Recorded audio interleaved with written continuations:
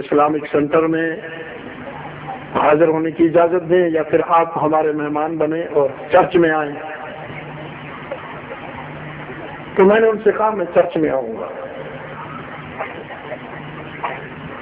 میرے ساتھ 150-200 مسلمان ہم ان کے یہاں چرچ میں چلے گئے.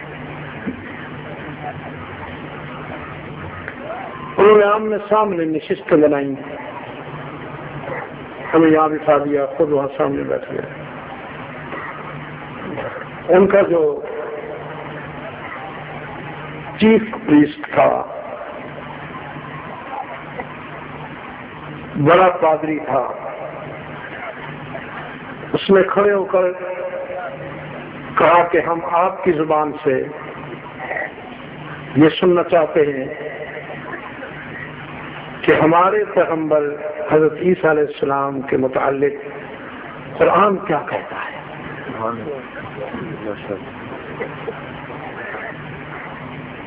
میں نے کراس کوشچن کرتے ہوئے ان سے کہا کہ میں تو تمہیں بتاتا ہوں حضرت عیسیٰ کے متعلق قرآن کیا کہتا ہے. پلیز آپ مجھے پہلے بتائیے کہ تمہاری بائبل میں میرے آقا کے متعلق کیا کہا گیا ہے. بائبل محمد عربی کے متعلق کیا کہتی ہے.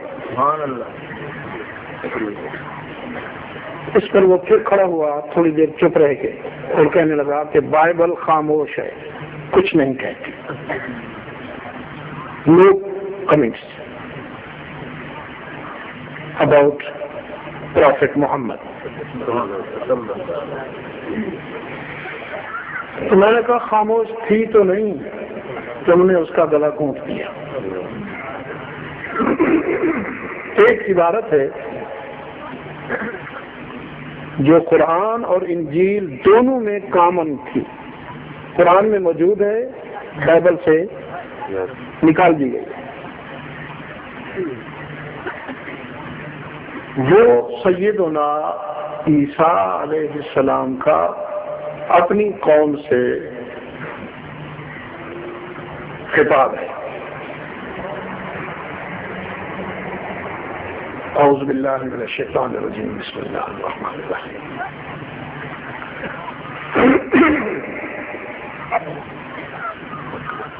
وَإِذْ قَالَ عِيسَى ابْنُ مَرْيَمَ, اور جب کہا عیسیٰ ابن مریم نے, یا بنی اسرائیل, اے بنی اسرائیل, ان کی قوم, انی رسول اللہ الیکم, میں تمہاری طرف اللہ کا فرستادہ ہوں, اللہ کا رسول ہوں.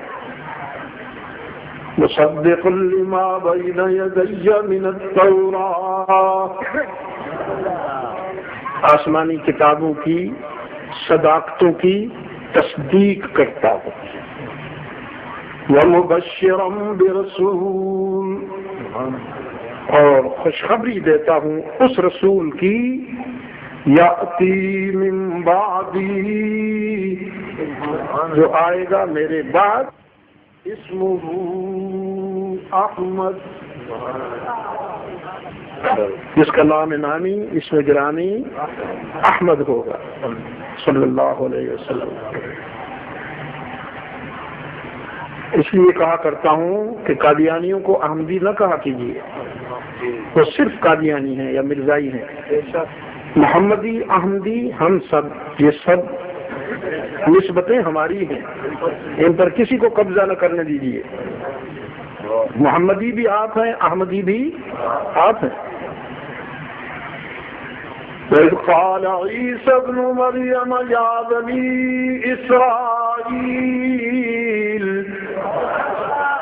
إِنِّي رَسُولُ اللَّهِ إِلَيْكُمْ مُصَدِّقٌ لِمَا بَيْنَ يَدَيَّ مِنَ التَّوْرَاةِ وَمُبَشِّرًا بِرَسُولٍ يَأْتِي مِن بَعْدِي اسمه احمد.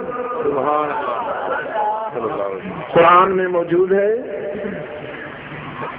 بائبل سے نکال دی گئی ہے۔ آپ کی سمجھ میں آ رہی ہے میری بات؟ بائبل سے اس لیے نکال دی گئی ہے کہ بائبل سے کچھ باتیں نکالی بھی جا سکتی ہیں، ڈالی بھی جا سکتی ہیں۔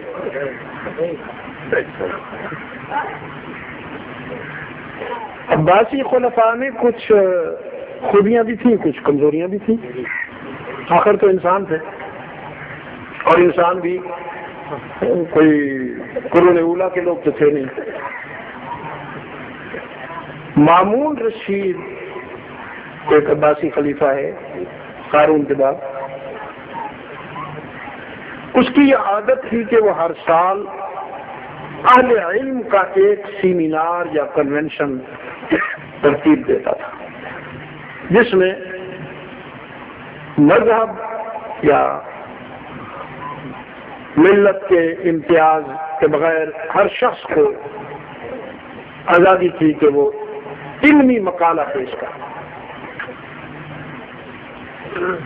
ایک یہودی حبر آیا، یہودی عالم آیا، اور اس نے اس قدر دل نشین مقالہ پیش کیا کہ مامون نے چاہا کسی بھی صورت میں اس کو میں مسلمان بنا کے چھوڑوں گا۔ ایسا آدمی اگر مسلمانوں کو مل جائے تو مسلمانوں کی عزت میں اضافہ ہوگا، وقار میں اضافہ ہوگا۔ سیمینار ختم ہوا تو مامون نے اس یہودی عالم کو اپنے پاس بلایا اور کہا کہ کسی قیمت پر تم اسلام قبول کر سکتے ہو؟ اس یہودی عالم نے پوچھا کتنی قیمت دو گے؟ تو مامون نے آخری بات کر دی، کہنے لگا تو میری جگہ آ جا، میں تیری جگہ آ جاتا ہوں، بادشاہی لے لے لیکن مسلمان ہو جا۔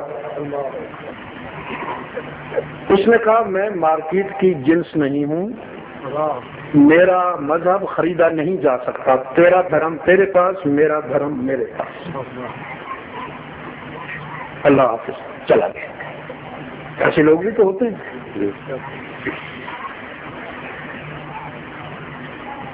مامون افسردہ ہوا۔ اگلے سال وہ پھر آیا، اور جب اگلے سال آیا اس کے سر پہ یہودی ٹوپی نہ تھی، ایک چھوٹی سی یہاں ٹوپی رکھتے ہیں وہ،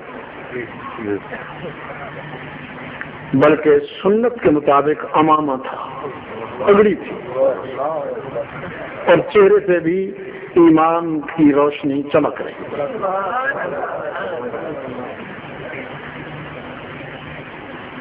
اب اس نے مقالہ کون سا پیش کیا؟ اسلام کی حقانیت، یعنی تقابل ادیان کرتے ہوئے اسلام کیوں اور باقی مذہب کیوں نہیں، اس پر اس نے ایک مقالہ پیش کیا۔ مامون سمجھ گیا کہ الحمدللہ مسلمان ہو گیا، لیکن جب سیمینار ختم ہوا تو مامون نے اس کو بلا کے پوچھا میں نے تو تجھے بادشاہی کی پیشکش کی تھی، مجھ سے بڑی قیمت کس نے دی ہے تجھے؟ تو اس نے پھر اپنی ساری کہانی سنا دی کہ بادشاہ صاحب اصل بات یہ کہ میں آپ سے تو چلا آیا لیکن میرا بھی تو نفس ہے، میں نے سوچا بادشاہی تو میں نے ٹھکرا دی، لیکن تنگدستی کا شکار رہتا ہوں، دال روٹی کیسے بنے گی؟ تو جس طرح میں اللہ نے مجھے حسن فکر کی سعادت بخشی ہے اور میری زبان بہت خوبصورت ہے، اسی طرح میرا قلم بھی بہت خوبصورت ہے، تو میں نے سوچا آسمانی کتابیں لکھ کے بیچتا ہوں